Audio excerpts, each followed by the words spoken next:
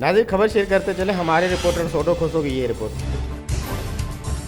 मीर अल्लाह बख्श तालपुर ने अपने हलके की आवाम के साथ जो सलूक किया है, कोई इंसान अपने दुश्मन के साथ भी नहीं करता।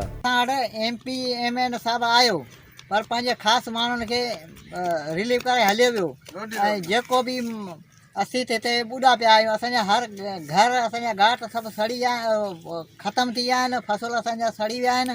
माण्हुनि खे ॾेई हलियो वियो, असां ॾांहुं को लहणो ई कोन हई, मटे सिधो हलियो वियो, असां ॾांहुं कोन पुछाई कोन कई। ग़रीब माण्हू फसल तबाह थी विया, घर ढही विया, असीं केॾांहुं थो वञूं, हाणे असीं छा करियूं? असां सफ़ा बेवसी ते गुज़ारो करे वेठा आहियूं। ॻोठ मोहम्मद सावण जरवार तलको टंडो बागो ज़िलो बदीन यूसी ॾाढा जरा अॻु आहिनि।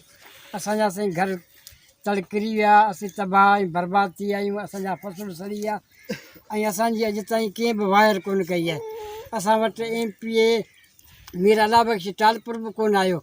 उहो जेकॾहिं आयो दौरो करे, ख़ासि पंहिंजा मनपसंदि माण्हू आहे, उन्हनि खे जेको आहे सो सभु कुझु ॾेई ईअं रवानो थी वियो। असांजी का बि सार कोन लथई।